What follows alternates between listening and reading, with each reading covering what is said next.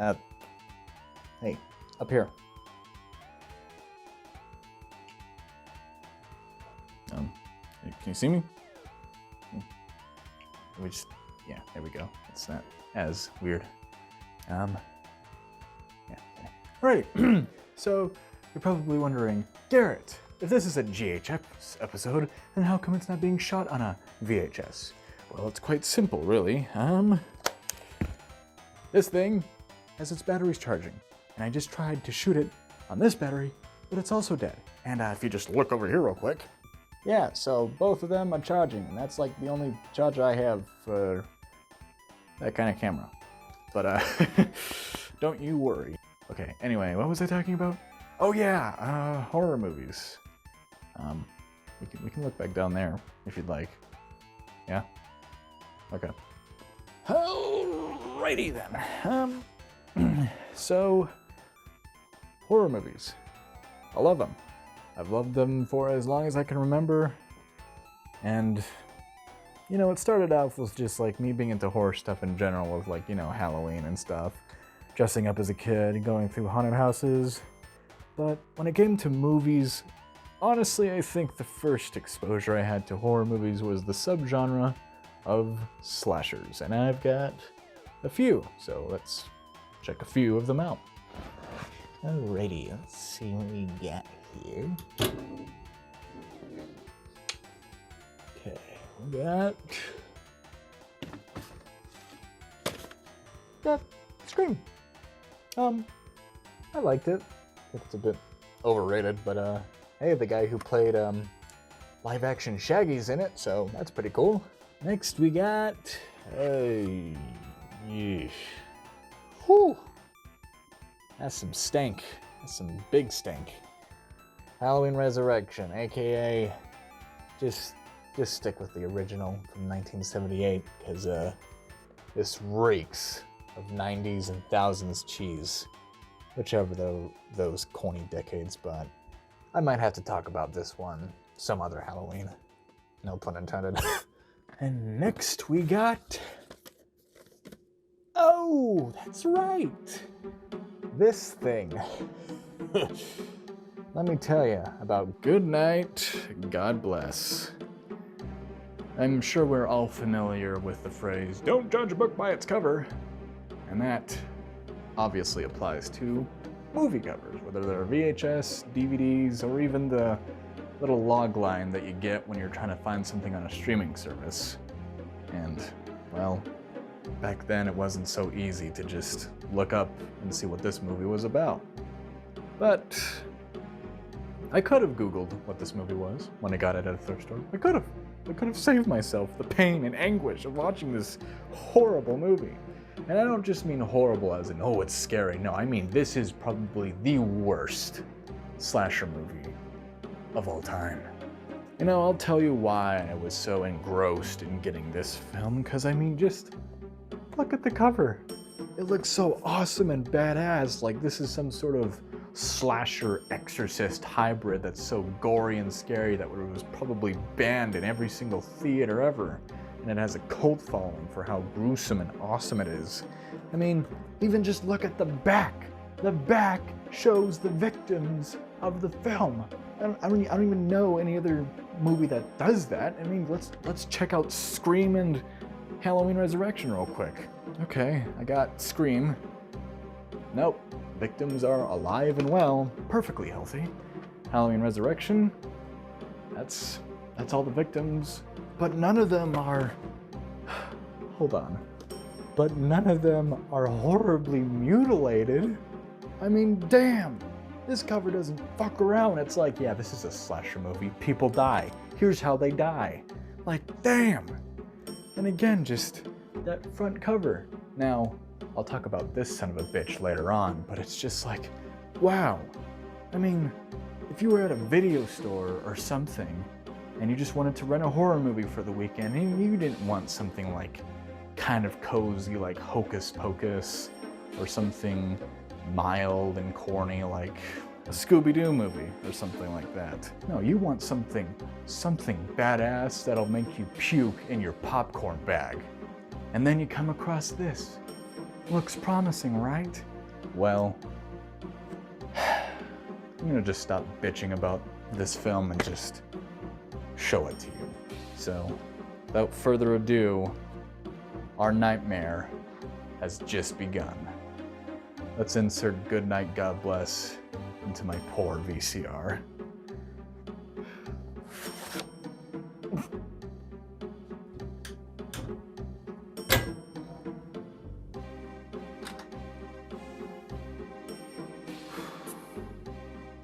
May God have mercy on your soul. Whatever they do, pretend I was a cross shape.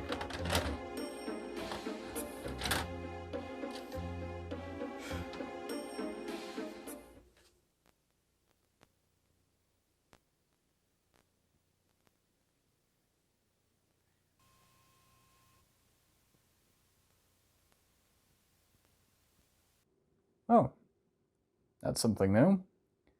You know, one of the many joys of watching VHS tapes is seeing the variations in copyright warnings or even the rated R warnings. And this one has, well, let's just say these are probably the only scary parts of this film. But let's just see what else it has to offer. Alrighty, let's continue.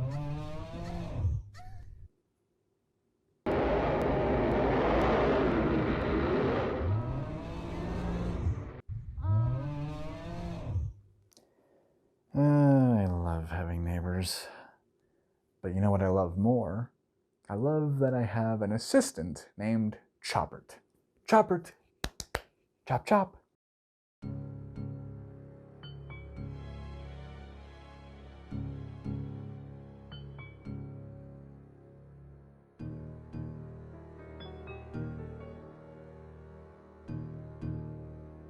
Yes, Choppert, hello, you're looking very gruesome today. Could you, take care of the problem next door? I would, greatly appreciate it. I have a movie review to do here, and I'm honestly too lazy to get up, so could you take care of them for me? Alrighty, thanks. Now, try not to leave so much of a mess. Like, you remember last time, right? Yeah, you know what you're doing. I'll leave you to it. Thanks, Chopper.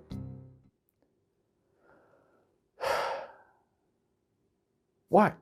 I'm afraid of confrontation. And besides, it's whatever. Who cares? Let's just watch the movie. Alright, with the FBI warnings out of the way, this tape proceeds to show a trailer for the movie. Very self-indulgent, and I'll just, let you watch for yourself. It will haunt you. It will find you. There is nowhere to run. Nowhere to hide. Somewhere in the darkness, something evil has risen. Good night, God bless. Your nightmare has arrived. Gee, I sure hope the quality of that trailer matches the quality of the actual movie, because trailers never do the actual movies wrong, am I right? What is this place? Oh wow, ABC made this flick? So the movie opens up with a priest walking around clutching a rosary as he stalks towards a school where some little girls are playing.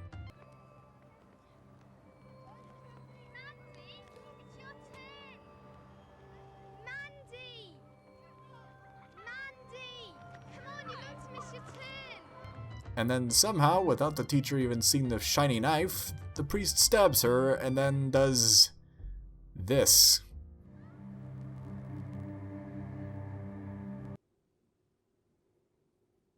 Damn! Holy shit. Although it's a bit confusing, like, the kids have British accents, yet this is, at least based on this scene, we're clearly in America. Alrighty, this film doesn't fuck around with introducing its villain, and it also doesn't fuck around with introducing its hero, the quote-unquote American police officer, Joe Yamovich. And I guess when I say hero, I use that term very loosely, but nonetheless, he's the best we've got. The name's Yanovich. Joe Yanovich. I don't give a damn if it's Ronald Reagan. You'll listen when I'm talking. Is that clear? Yes, sir.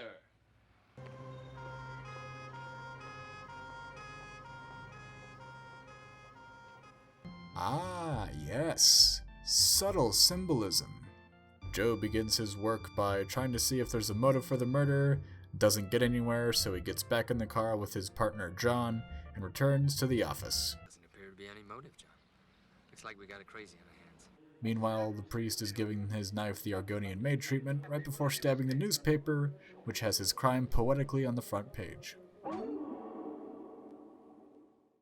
And then we see some obligatory banter between the other police officers, and then we're introduced to the even more obligatory asshole named Daniels. Here comes Starsky and Hutch. Hey, Yanovich. Is that right? All you American cops are on the take. When they put teeth in your mouth, fella, they ruined a perfectly good asshole. What? What do you mean?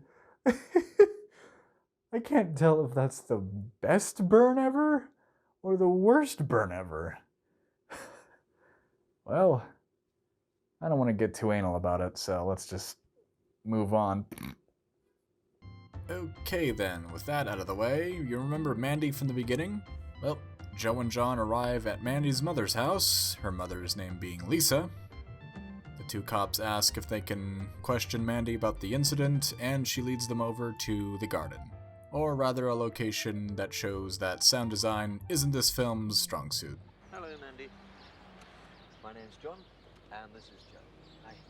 We'd like to ask you a few questions. Is that okay? It's a bit official. You call me John. Yes, sir. Sorry, John. We'd like you to tell us something about what happened yesterday. At the school? Yes, the school. Now, take your time and think carefully before you answer. Can you tell me what he looked like? He looked strange. I can't remember. I hate him. He killed Lucy. Mommy, I don't want to talk anymore. Oh, how I wish it ended there. Who plays the violin, Mrs. Stewart? Is it you or your husband? My husband's dead, Mr. Yanovich. I'm sorry. It's right. It happened 7 years ago. It's Mandy who plays the violin. She's rather good. Whoa, wait, no, stop, slow down. You can't just, you can't just give us all this traumatizing exploitation and then talk about violins. I mean, like, damn, that's a lot of fucking information to process, but hey, her daughter plays the violin, so that's cool. What is this goddamn movie? Ugh. I used to play when I was a kid. My dad thought I was crazy, so I gave it up. Mommy and I are going to a concert tomorrow night. Would you like to come? Mandy, I'm sure Mr. Yanovich has got plenty of other things to do tomorrow. Yeah, like catching a murderer. No, I'd very much like to come. What? If you don't mind. Not at all. You're very welcome. Okay then. Oh no! Alright, while the movie may be taking a break from these two lovebirds to go focus on something else, this is one of the biggest downfalls of the film in terms of plot and pacing. And it's just, at this point, the movie doesn't know whether it wants to be a slasher movie or a romance movie. And trust me, it shows, but continue. Alrighty, outside of that, we are then introduced to the most awkward romance subplot ever, and the film takes its sweet, sweet time showing us the best location for a first date. A fish and chips restaurant. And then, after refusing this douchebag's sexual advances, she gets murdered by the priest.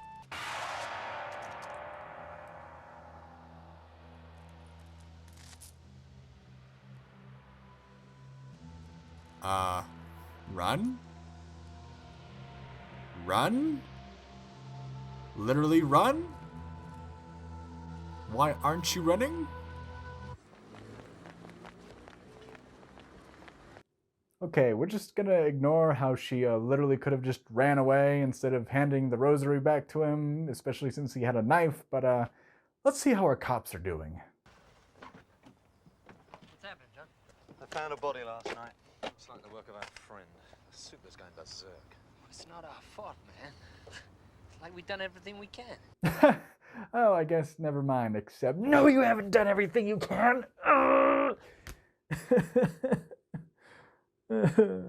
Jim, John, Jimbo, I don't know, these two guys go off asking around the different churches of the community before harassing a dog who's literally just trying to enjoy himself. Oh, that's right, Joe went out with Lisa and Mandy. Well, I'm sure that was fun, but now he has to focus on the murder case, right? Look, why don't we spend the day together tomorrow? Maybe we'll go to the country. Are you fucking kidding me? It'd be lovely. I know Mandy'd enjoy it. She seems to have taken quite a shine to you. And you? You too. Good night. Good night. Yeah, sick jump cut. I cannot stress enough about how terrible Joe is at his job and as a human being because he spends more time fucking around with Lisa than actually looking for the killer. I mean, seriously, this trip to the zoo goes on for 5 minutes. I honestly thought the first time watching this that this would just be like an implied thing, like they get back from it. But no, they show the whole day. Look, I know that a lot of home movies were shot on VHS, but this is ridiculous. I just simply can't understand where the studio was going by taking this much time to show Joe's romantic interest in Lisa. I mean, it's pretty fucking obvious as soon as he accidentally agrees into this date. But no, it's fine. Break my immersion. Make me forget about the killer priest that's wandering around shooting and stabbing people. No, it's fine. It's fine. Really, it's fine. Well, what did you wish for? I give you 3 guesses. Okay, I'll play. I wish this was a better movie. I wish this whole sequence was removed. Or how about... Mummy, I want to go home now. All right, darling. Yes! That was my 3rd guess. Oh, by the way, this is still a slasher movie apparently with some weird Dutch angles right before Lisa is attacked by the priest. Just conveniently after her date with Joey.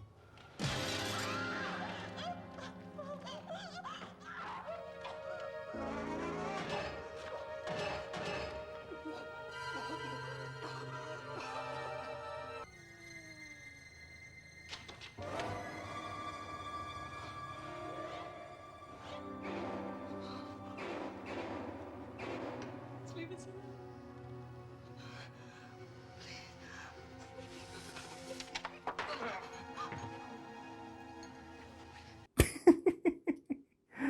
Ah, yes. Lamp. The most efficient weapon used against slasher killers.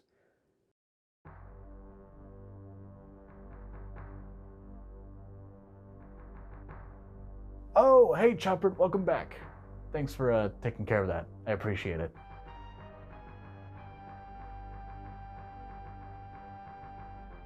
Chopper? Something up? Want to say something?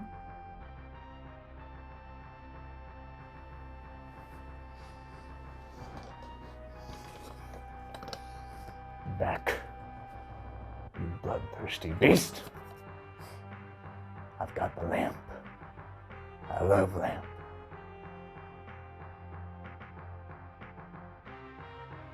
Yeah, that's right, I used that joke. You're scared now, aren't you?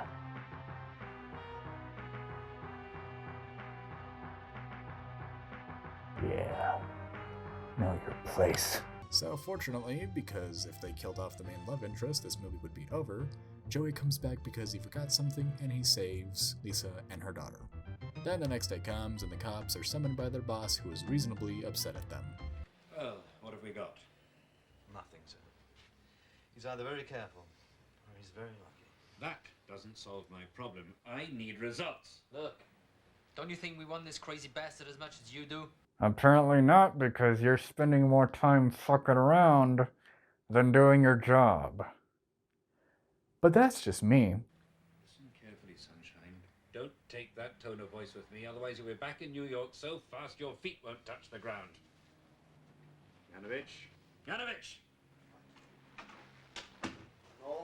No. He's a good copper, sir. No, he is not, I assure you. He's too hot-headed.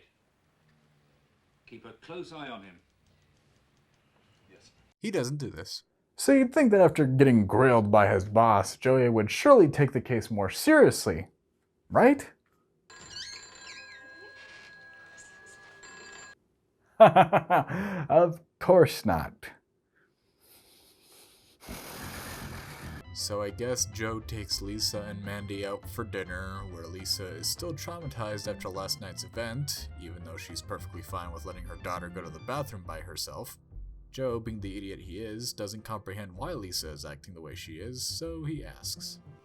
Just worried about Mandy. Don't worry.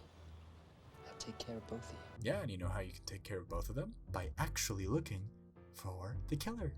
Speaking of the murderer, our next victim is some woman with an adorable dog. Gee, I sure hope nothing bad happens to them. Oh, Carly! Carly, come on! Carly! Come on, Carly! Oh. Never mind.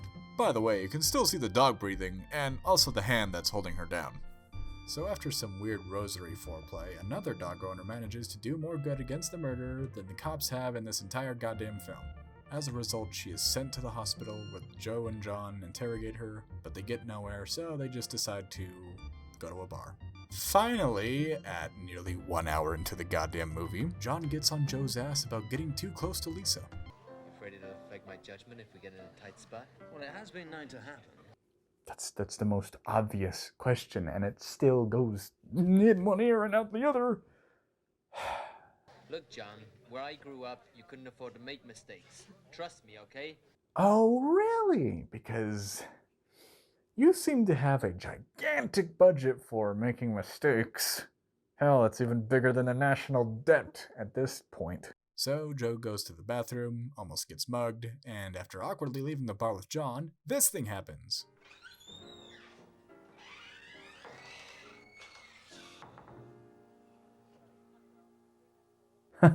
You know, funny enough, I was having a nice day before I watched this piece of shit. Meanwhile, at Lisa's place later that night, his bodyguard, this guy by the way, gets jump scared by a royalty-free cat sound effect.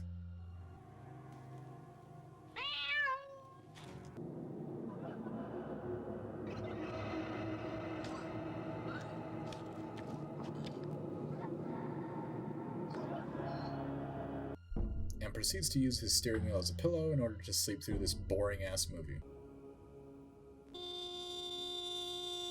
So the cops arrive, and Joe proceeds to take Lisa and Mandy to a hotel room since she understandably no longer feels safe in her own home.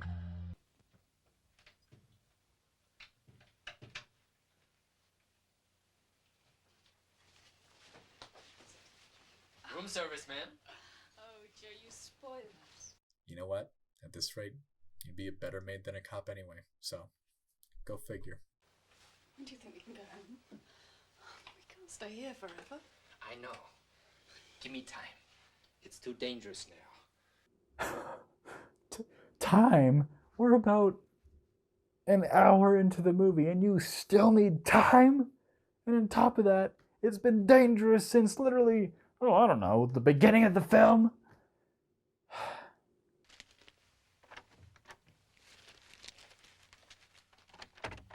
Look, no one goes in there without clearance from me, okay? Yes, sir. Yes, sir. He thinks he's dirty Harry, he does. Go ahead, punk. Make my day. I fail to see the joke. There's a fucking loony out there with a carving knife trying to kill people. Arguably the most intelligent character in this entire film. So Joe goes to the police station because they believe they found a suspect who really just looks like the kind of guy who has a Discord channel and calls women kittens.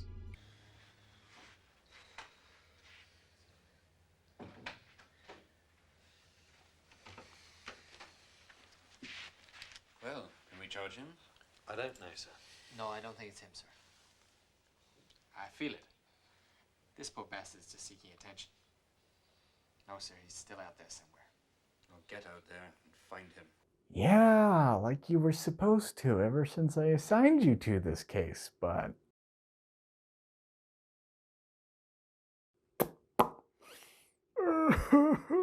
After this, Big Bully Daniels gets up in Joe's business, who replies by knocking him out with the world's quietest punch.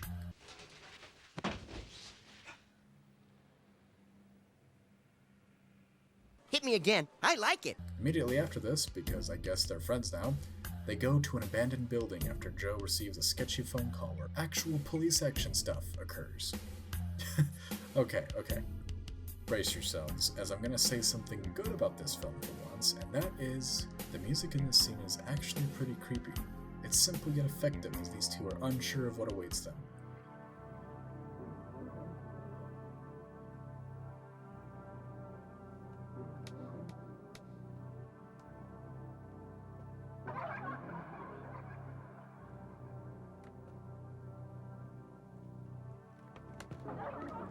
Unfortunately, though he had more than enough time to get out of the way, Daniels gets stuck in an awkward edit where he is then impaled by a bed frame.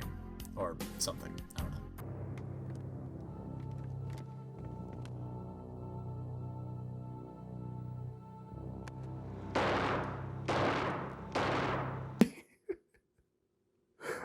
What pose is that?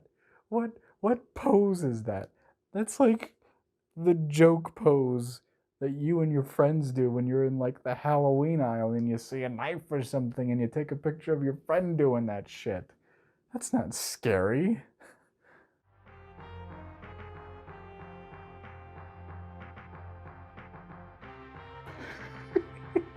Yeah, Chopper, you think that's gonna scare me? You look ridiculous. No offense, but seriously, you do.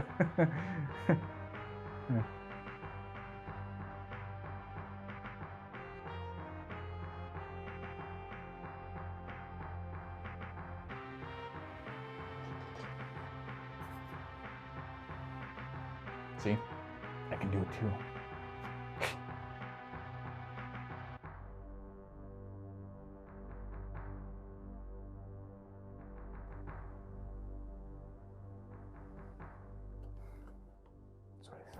Defeated, Joe gives up on the chase and returns to Lisa's room, where she asks the question that's plagued this entire movie.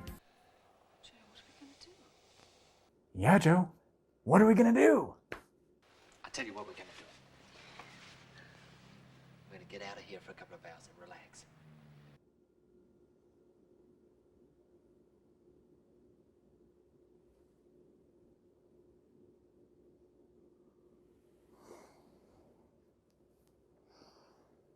Well,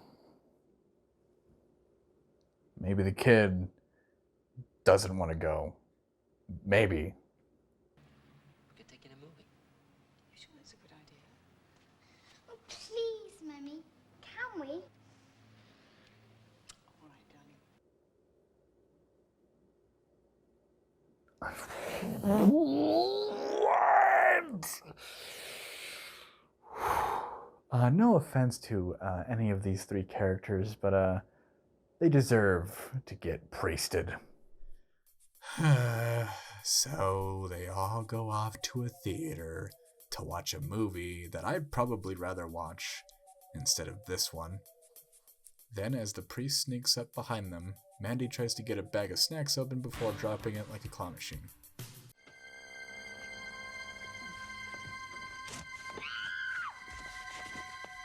Inconveniently, however, the priest literally disappears as Joe gets off his ass to chase after him. Okay, can someone explain to me how the priest literally was right behind them and now he's not even there anymore? Cops arrive again and John proceeds to understandably get upset at Joe. But all Joe has to say is, He tried to kill Mandy. Joe. I know I shouldn't have brought him out. "Oh, really? Then, why'd you do it, huh? Why'd you take them out to the zoo also, huh? Or the restaurant, huh? Huh? John, I nearly had him. Hey, you don't blame yourself. No. Do blame yourself. Absolutely blame yourself. Please. This is unironically 100% your fault. So yes, do blame yourself. Do it. Finally comprehending the situation, but further avoiding his assignment, Joe goes out for a night on the town, where his moping is juxtaposed alongside the killer's antics, the victims acting like YouTubers, and his romance with Lisa. Oh, and speaking of Lisa, who'd have guessed that she'd been tied up by the killer himself? Oh wait, probably anybody with an ounce of think juice left in their head. Rosary foreplay returns while Joe takes a long way back to the hotel, predicting Google Maps' tendency to misdirect people. But hey, at least this guy's kind enough to give her a free haircut.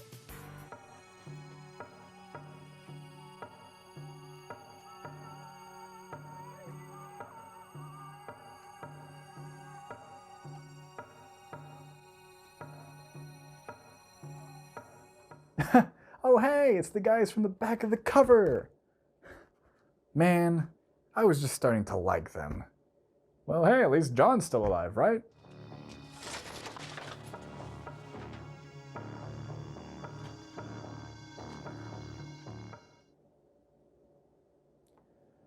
Quick question, why am I consistently denied nice things in life?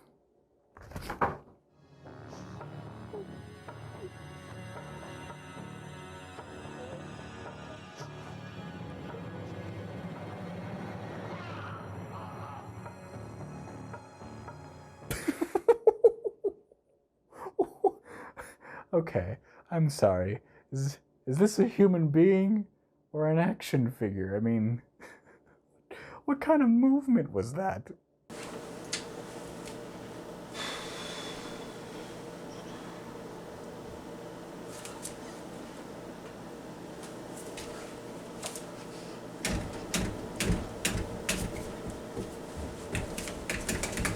While little Mandy is sleeping through all this madness, Joe executes the priest Halloween style and frees Lisa of her bonds.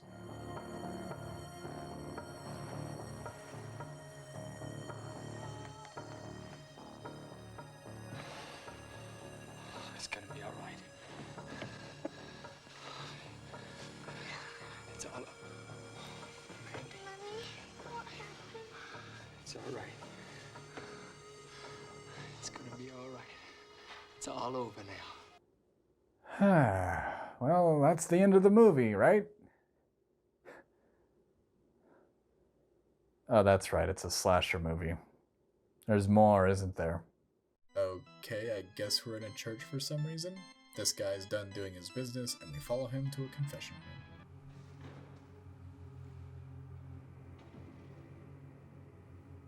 Like to begin your confession?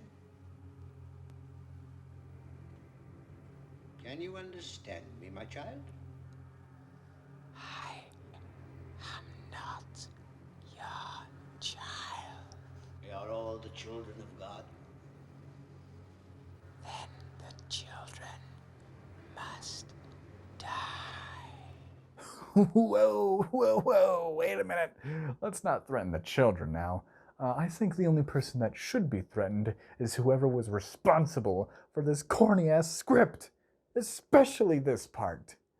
After some edgy whispering written by a middle school-age atheist, the best line of dialogue as well as the most incredible plot twist in the entire film happens.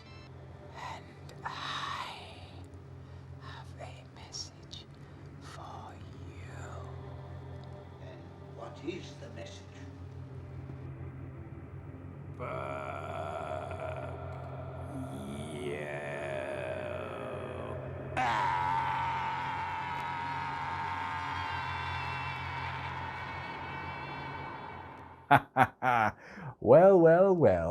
If it isn't the guy on the front cover, and of course, it only took him until the last bit of the film for him to show up. And what does he do? Well, just that, and proceeds to act as the background to the credits. Fuck me? Yeah? Fuck me? Yeah? Well, fuck you! There you have it, everybody. Good night, God bless.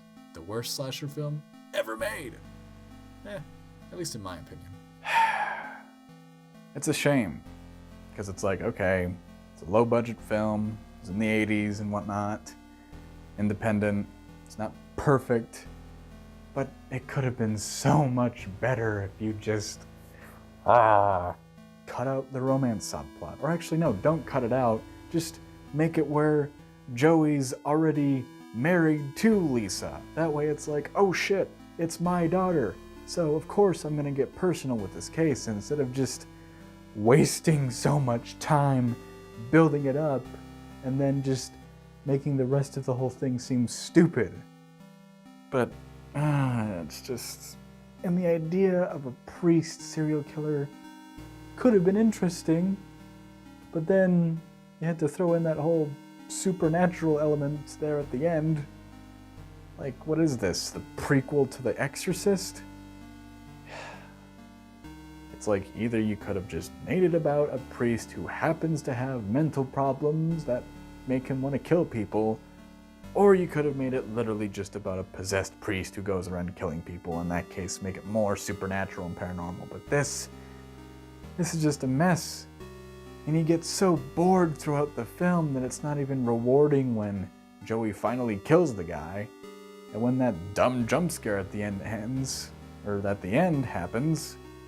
it's just laughable. It's not scary, it's just funny and dumb. But I don't know.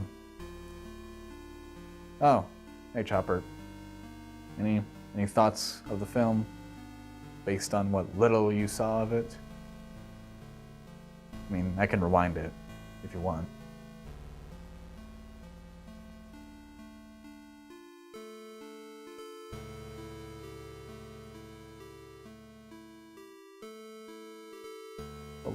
Whoa, what are you doing?